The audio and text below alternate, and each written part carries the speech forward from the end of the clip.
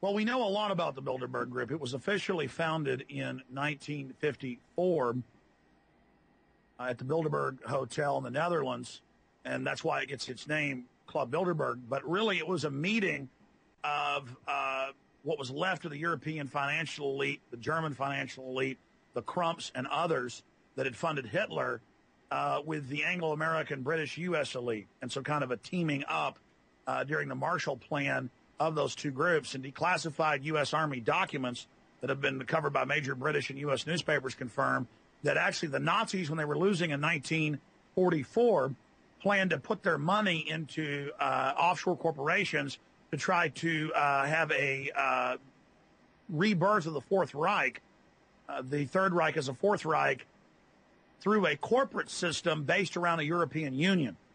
And so it's on record that the Nazi Prince Bernhard of the Netherlands, consort to the Queen Beatrix, actually set up the Bilderberg Group meeting officially in 54, but it was set up really before that. And so it is an international group. Many of their minutes have been released, stolen by the press, but the Bilderberg Group has recently even given interviews.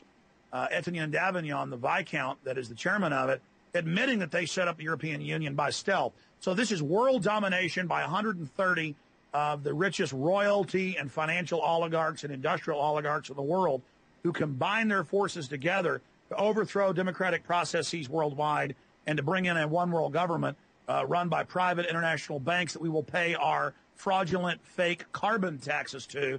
And all these decades we've warned people, they've now admitted it all and are kind of coming out in the open, announcing they want a world government to control every facet of our lives. So this is world tyranny, world imperialism by a group of private banks that use command and control economies, socialist economies predominantly, to socialize the country's wealth, but then conduit that to the private bankers above them.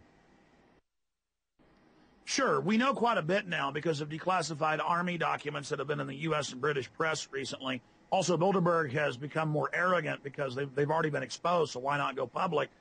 Releasing documents how they covertly set up the European Union with the Treaty of Rome in 1957, though the public's told the European Union was set up in 2000. The Bilderberg Group is 130 royalty, bankers, heads of industry, who've been officially meeting since 1954, and their stated goal is to set up global governance or world government based around a European Union in allied operations with the Anglo-American establishment based in the United States and England. And in 1954 was the first official meeting, but it's been declassified in U.S. Army documents that the Germans knew they were going to lose by 1944.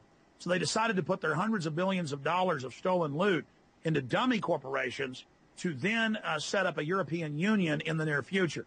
And so the Bilderberg Group is a merger of Nazi assets with the Anglo-American establishment for world domination against Russia, China, Central and South America, and Asia and Africa.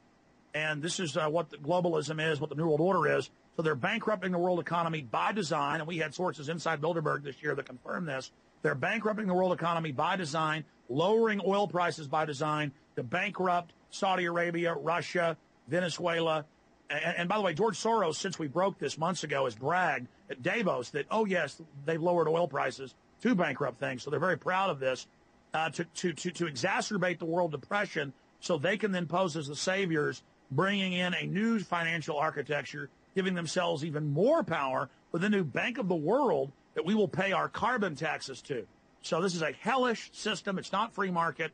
It is private oligarchs who are tired of having to work through governments they control, openly setting up a world government of their own, and then having the governments that they bought and paid for sign on through treaties as signatures to that system. And Bilderberg 2009 had the greatest security that we've ever seen. Bilderberg 2009, they arrested dozens and dozens of private citizens just walking down the beach. London Guardian reporter Charlie Skelton was arrested twice. American Free Press reporters were arrested. Just regular tourists for a 2.5-mile area were arrested. They had the Army, the Navy, the Marines out guarding it there in Greece, right outside Athens. Just absolutely amazing. And the list of the Bilderberg Group, which they now release, is out. And we do now know what their agenda for 2009, 2010 is.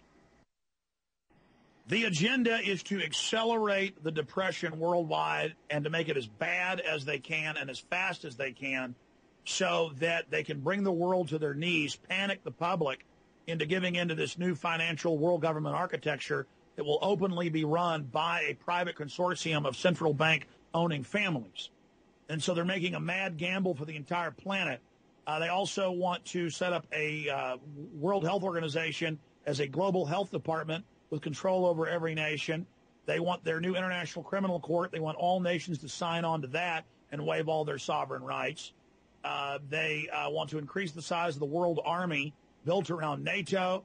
They want to smash the anti-Libsyn treaty movements because every time Europe gets a chance to vote, which they normally don't against the Euro expansion, they say no. So they're very upset that France has said no. Others have, countries like Ireland have said no. So they're going to try to force another vote. And if that fails, they're just going to have the European Union Parliament implement these expansions of powers without having a vote. So we see Europe literally just descending into the depths of fascism, literally from the ashes of the Third Reich. We see the rising of a Fourth Reich, which is a bizarre mutation and a hybrid between the British Empire, the U.S. Empire, and the Nazi Empire. Well, out of the 130 or so members, most of them are very powerful, important people, but they're not part of the steering committee. There's only about 20 people on the steering committee, and that's Etienne Davignon, the head of Bilderberg. That's the head of the CFR, Richard Haas. That is people like Henry Kissinger. That is individuals like David Rockefeller, Frank Barnaby, who represents Rothschild interest.